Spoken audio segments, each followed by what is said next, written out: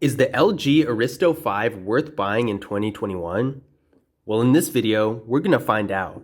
Hey everyone, this is Andre here covering for Kevin on the Kevin Breeze channel, and today we're gonna be taking a look at the LG Aristo 5. This phone works with T-Mobile as well as Metro by T-Mobile, and you can find it in stores for under $200. But what kind of value are we getting out of this phone? We're gonna find out. The device has a 5.7-inch LCD display with a resolution of 720p and a PPI of 295. The aspect ratio is 19:9. Right now I have the brightness at 100% and I would say it looks pretty decent. We have a water drop here for the front-facing camera, and the camera is 5 megapixels. Now it doesn't really look that bad, but I personally wish they had a hole punch camera instead of a water drop. A lot of phones these days are switching to a hole punch instead of a water drop for the front-facing camera, and I personally think the design of this phone would look a lot better with a hole punch camera instead of that water drop. Now this phone has 32 gigabytes of internal storage with micro SD card expansion, and that can go up to an additional 32 gigabytes. Now, I personally think that this is a little low. I like to have at least 64 gigabytes of memory, if not more than that. And with 64 being the absolute max you can go, including the micro SD card, that does feel pretty low to me. With all the apps that I use on a daily basis, it's taking up 51% of the current internal storage, and that is quite a bit. If you're using a lot of data or taking lots of pictures or listening to music that you have downloaded onto your phone, or just using larger apps that take up a lot of data,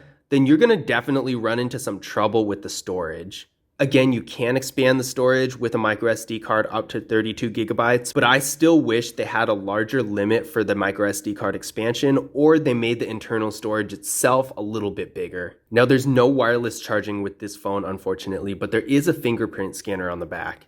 Let's go ahead and give that a try now.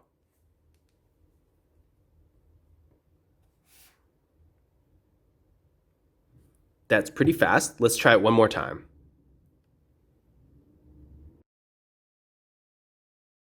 So as you can see, the fingerprint scanner is very fast and responsive, no problem there. Now, unfortunately, this phone doesn't have face unlock, which is a little disappointing considering that a lot of phones, even the more budget smartphones these days, do have that feature, but at least it does have a fingerprint scanner. Taking a look at the camera setup of the phone, we have a 13 megapixel rear camera and a 5 megapixel ultra-wide camera. The ultra-wide camera is really nice to have. Nowadays, more and more phones, even the lower end phones, are starting to get those, but it still hasn't quite gotten to the point where all of the phones have them. So it's really nice to see that feature on this phone. So taking a look at the camera of the phone, this is our normal photo mode.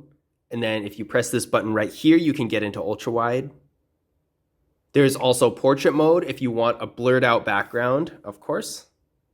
And with this slider right here, you can control how much you want the background to be blurred out. Now, portrait mode does work with the front-facing camera too. Let's give that a try. And as you can see, we're in portrait mode right now. And again, you can control the blur with the slider right here.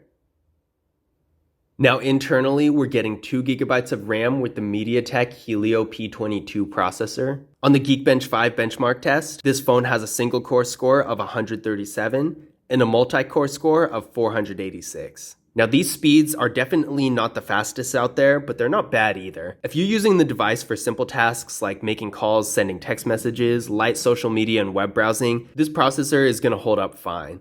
But if you're doing more intensive activities like photo and video editing and maybe some gaming, then you might want to look at a more powerful device. We are shooting in 1080p. Also keep in mind the audio quality of this video. So as you could probably hear from the video, this phone does shoot in 1080p, and the quality is pretty decent. Now, one thing to keep in mind is that although the phone does shoot in 1080p, the resolution of the display is only 720p, so you're not actually going to be able to view the videos you shoot in 1080p in that resolution. That being said, the quality of the video is decent, and it still looks good on the phone. Another thing to note about the phone is the audio quality. If you cover up the speaker here, you can't hear anything, so it doesn't come out of the earpiece. It's not that big a deal. Most phones don't really play sound out of the earpiece, but it is always nice when they do. This phone has a 3000 milliamp hour battery, so it's going to be getting some decent battery life there. It does run on Android 10, which is another plus. A lot of the phones around this range only run on Android 9, so it's nice to see that this one has Android 10. And now that we've gone over the various specs of the phone, let's take a closer look at the hardware. So on the top of the phone, we have a noise canceling microphone, and of course the earpiece right here. And of course, as we discussed before, we have a water drop here for the front-facing camera, and it is 5 megapixels. Again, I personally wish it was a hole punch, but that is down to personal preference. You might like the water drop better, but I personally don't. I think the hole punch would make the display of this phone look a lot better. On the bottom of the phone, we have a 3.5mm headphone jack, a microphone, a micro USB charging port, and a speaker. On the left side of the phone, we have the volume up button, the volume down button, a Google Assistant button, and the slot for the SIM card and the micro SD card. On the right side of the phone, there's the power button. And on the back, we have our camera setup, our flash, and a fingerprint scanner. There's also an LG logo right down at the bottom towards the middle here. So it's one thing to see the scores of the processor on Geekbench 5, but it's another thing to see the phone in action. So we're going to pull up some pages and see how fast it is. We're going to go to Google first. There we go, pulled it right up. Let's try to pull up a web page real quick. Now that was decently fast.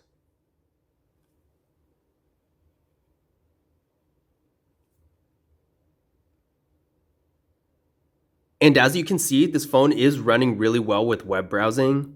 And now we're going to see how well this phone can stream video. And it has a PPI of 149. As you can see right here, this tablet does have a front-facing camera. As you can see, the video quality of this device is pretty decent. And again, I just want to note, if you do cover up the speaker, you're not going to hear anything because it doesn't play through the earpiece. But other than that, the streaming quality is good and the video and sound quality of the phone is pretty decent. And now let's take a look at what comes in the box. So first, we got a quick start guide, a micro USB charging cable, and finally a wall adapter. One thing I forgot to mention is that there is a SIM card removal tool in the packet with the quick start guide, so you won't have to worry about finding one of those either. So in conclusion, is the LG Aristo 5 worth buying in 2021? Personally, I don't think it's a bad phone. It has a very similar processor, if not the exact same, as many phones within this price range. And really, although it does have some nice features like the fingerprint scanner, the ultra-wide camera, portrait mode, 1080p video, it really doesn't have anything that stands out from the other phones in its range. There are some phones with a lower base price that are nearly identical in functionality, and then some that are a little higher that might have a few more features. But at the end of the day, if you're looking for a device to do basic activities like making calls, sending text messages, light social media, and web browsing, then this phone is definitely going to get the job done for you. Now, if you're looking for a device that does more heavy activities like photo and video editing, gaming using larger apps, then you're probably going to want to look at more powerful devices. But for basic activities, I don't think you would go wrong with this phone. Compared to others in its price range, it's really going to come down to what you can get the best deal on. There are lots of phones out there like the Samsung Galaxy A01, for example, that do basically the same things as this phone can do. In performance and feature-wise, I do see very little difference. But I hope you guys enjoyed the video. If you did, be sure to leave a like and subscribe, and I will see you in the next one.